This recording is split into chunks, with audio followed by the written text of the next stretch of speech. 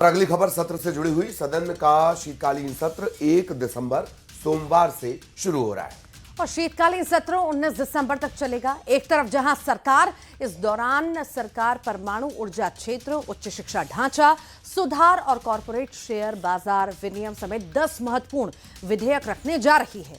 इधर दूसरी तरफ विपक्ष SIR के मुद्दे पर सरकार को घेरने की तैयारियों में जुटा हुआ है। और इसी बीच शीतकालीन सत्र को लेकर चल रही सर्वदलीय बैठक खत्म हो गई। संसदीय कार्य मंत्री किरेन रिजिजू ने बताया है कि सरकार हर मुद्दे पर बात करने के लिए तैयार है।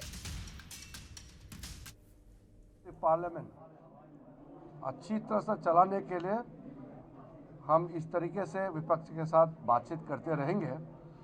साथ साथ मैं विपक्ष पार्टी नेताओं से भी अनुरोध करूंगा कि पार्लियामेंट को अच्छी तरह से चलाने में सहयोग करें। लोकतंत्र में विशेष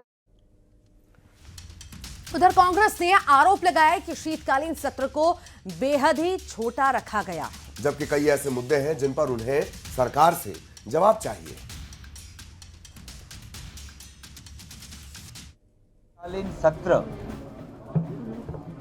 मात्र 19 दिनों के लिए, जिसमें से सिर्फ 15 दिनों के अंदर चर्चा हो सकती है,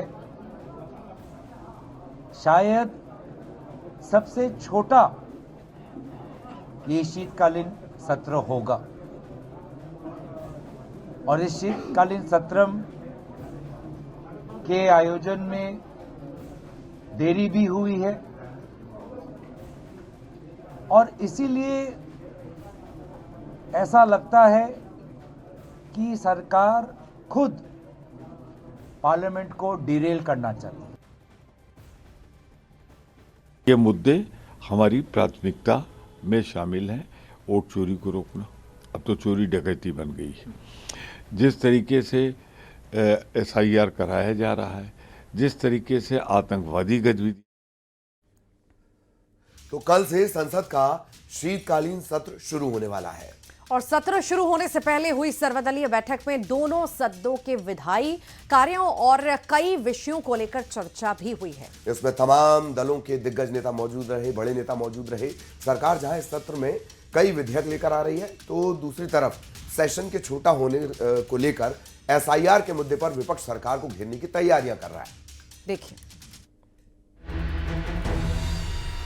संसद का शीतकालीन सत्र 1 दिसंबर से शुरू होकर 19 दिसंबर तक चलेगा। इस सत्र में सरकार परमाणु ऊर्जा क्षेत्र समेत 10 महत्वपूर्ण विधेयक रखने जा रही है।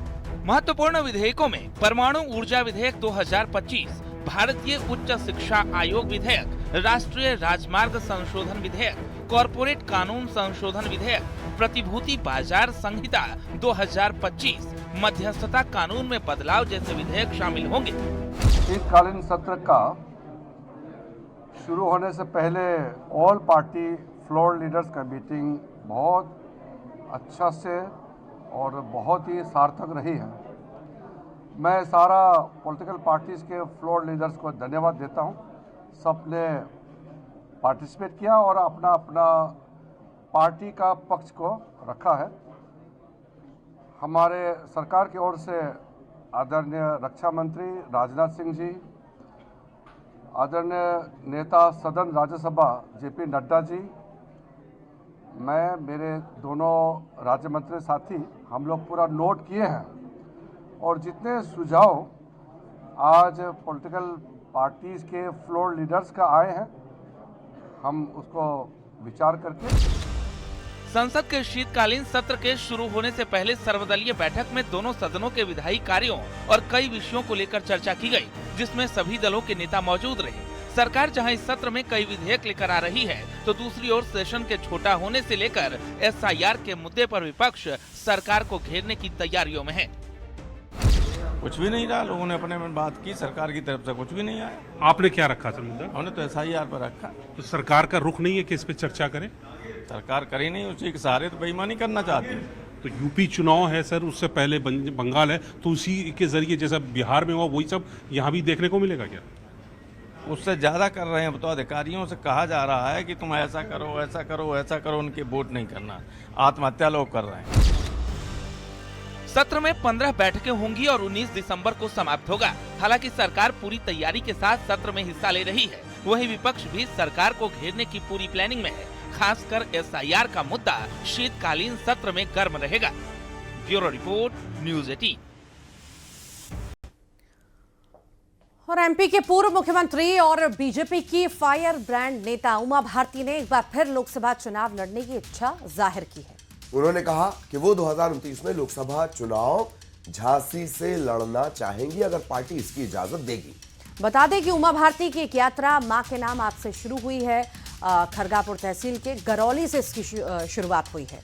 2 दिसंबर को डूंडा गांव में इस यात्रा का समापन होगा।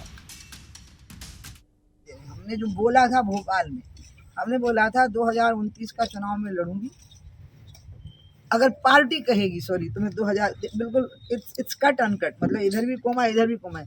अगर पार्टी कहेगी तो मैं 2029 का चुनाव जरूर लड़ूंगी। अगर अनुराग शर्मा को परेशानी नहीं होगी तो मैं झांसी से लड़ूंगी, लेकिन मैं झांसी के अलावा और कहीं से चुनाव नहीं लड़ूंगी। इधर उमा भारती के लोकसभा चुनाव लड़ने की इच्छा पर बीजेपी नेताओं के बयान भी सामने आए हैं। बीजेपी के नेताओं ने कहा है कि लोकतंत्र है, पार्टी के हर कार्यकर्ता को अपनी बात रखने का अधिकार है, लेकिन साथ में ये भी कहा कि उमा भारती ने कहा है कि अगर पार्टी कहेगी तो वे चुनाव लड़ेंगी। भारतीय जनता पार्टी में सभी समर्पित कार्यकर्ता हैं। संगठन के निर्देश पर सभी कार्यकर्ता दायित्वों का निर्वहन करते हैं। आगे भी सभी कार्यकर्ता संगठन के निर्देशों के अनुसार ही काम करेंगे। नहीं, उन्होंने कहा है कि पार्टी का उल्लेख किया है उन्होंने, और अच्छी बात है, पार्टी तय करे तो। लोकतंत्र है और हर कार्यकर्ता को यह अधिकार है। लगातार जिस तरीके से लोग उम्मीद रखते हैं उस पार्टी में जाकर कि हमें कुछ हासिल होगा, तो हासिल कुछ नहीं होता है। वो सिर्फ इस्तेमाल कर देती है और वे फेंक देती है। वही काम उमा भारती जी के साथ हो रहा है। पूर्व मुख्यमंत्री रही हैं।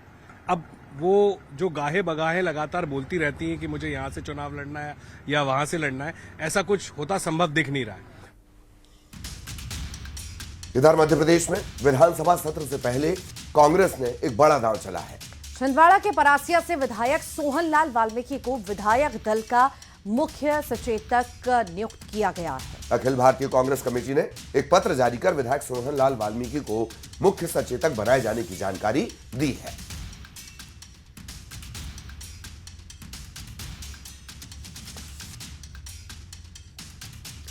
मध्य प्रदेश में विधानसभा सत्र होना और उससे पहले छिंदवाड़ा के परासिया से विधायक सोहनलाल वाल्मीकि ये चीफ विप बनाए गए हैं। और SIR पर जारी सियासत के बीच चुनाव आयोग ने फॉर्म भरने की समय सीमा को बढ़ा दिया है। पहले 4 दिसंबर इसकी आखिरी तारीख थी, इसे बढ़ाकर अब 11 दिसंबर कर दिया गया है, जिसकी मांग विपक्ष लगातार कर रहा था। और इसी बीच SIR पर राजनीति और तेज हो गई है। बीजेपी जहां विपक्ष पर निशाना साध रही है, वहीं पल्लवी पटेल का साफ कहना है कि वो SIR फॉर्म नहीं भरेंगी।